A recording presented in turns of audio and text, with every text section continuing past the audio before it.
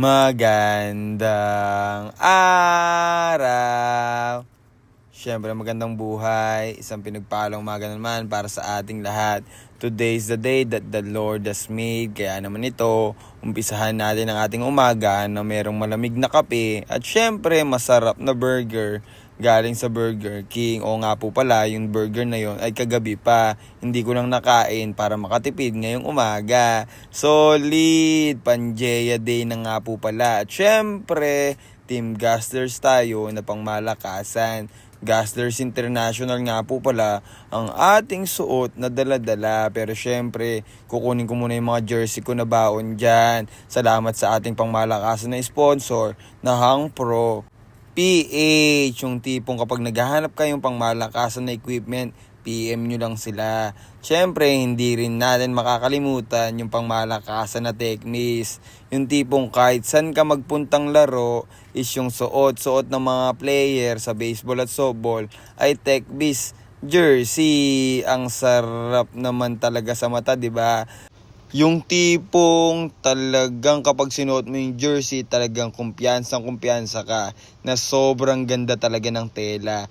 Kaya naman sa lahat na naghahanap ng mura at dekalidad at quality na jersey, PM nyo lang si TechBiz. At sa lahat ng naghahanap ng affordable at syempre original at authentic na mga gamit, panglaro at syempre mga equipment, PM nyo lang si Hang Pro PH. At sa mga nagtatanong kung saan makakabili ng pangmalakasan ng mga sombrero, chat nyo lang si JKL Printing Services. At ayun na nga, ipapakita ko sa inyo yung jersey namin na bigay ng Gastlers International. Kitang-kita nyo naman yung apelido ko dyan, diba?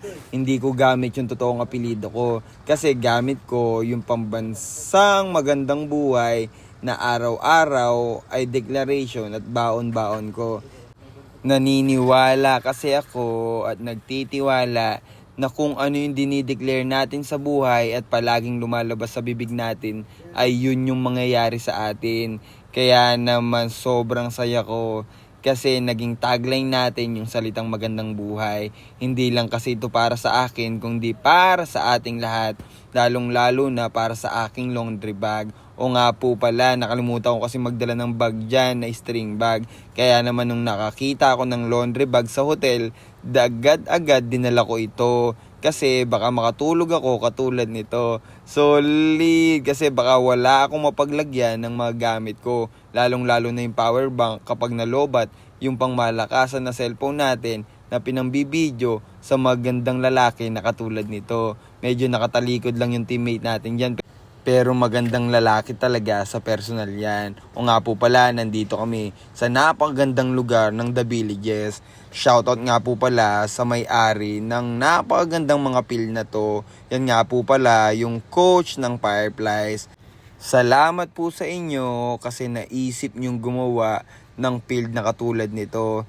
Kasi hindi lang yung pangarap namin yung natutupad, kung hindi pangarap ng mga batang naniniwala sa sports na to. Isipin nyo, bata pa lang sila ay nakakalaro na sila sa mga ganito kagandang field. Kasi nung panahon namin noon, grabe talaga, literal na bukid lang yung nilalaruan namin. Yung tipong makatungtong lang kami sa patag na damuhan at patag na lupain ay sobrang saya na namin. Yung tipong sasalo kami ng mga walang bad bounce na bola. Yung tipong sasalo kami na hindi naguguhitan yung aming mga paa. Kasi hindi natin alam, di ba? Yung sa mga matatalahid na lugar, yun ay palaging nakakasugat. Kaya naman nung nakatapa kami sa napagandang field dito sa may Clark, The Villages, sobrang saya talaga ng puso namin. Kasi sa wakas, isang pangarap na naman yung natupad namin.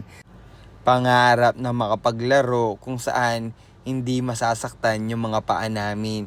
Kaya naman shout out talaga sa may-ari ng The Villages at baseball field na ito. Sobrang dami yung taong napasaya at sobrang dami yung taong lalong napaniwala na napakaraming nagmamahal sa baseball at softball dito sa ating bansa. At syempre big shout out sa kung sino man ang nakaisip ng tournament na ito, yung Panjeya 2026, na talagang sobrang daming tao ang naglalaro dito. Kasi hindi ito para sa bata, hindi ito para sa matanda, hindi lang pala, Hindi lang ito para sa bata at hindi lang ito para sa matatanda, kundi para ito sa lahat ng naniniwala. Naniniwala na masaya at masarap laruin yung sports na to.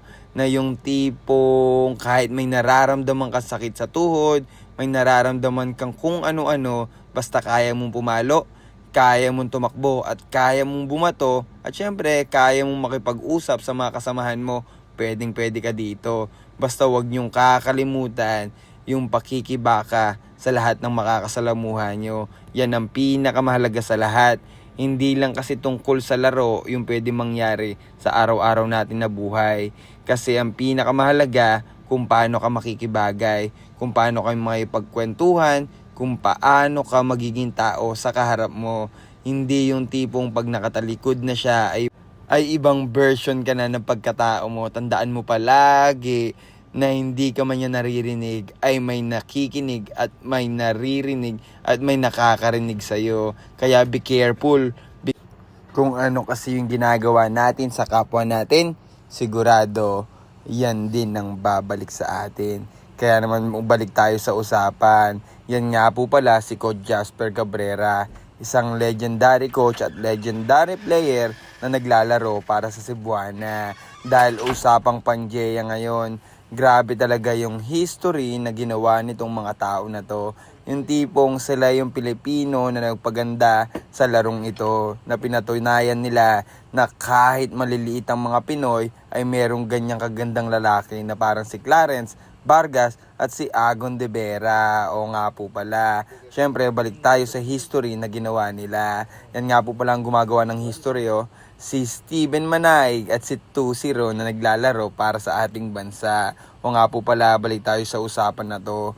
Muli nga po palang pinatunayan ng Cebuana na kahit maliliit tayo mga Pilipino ay kaya natin makipagsabayan sa malalaking mga Amerikano.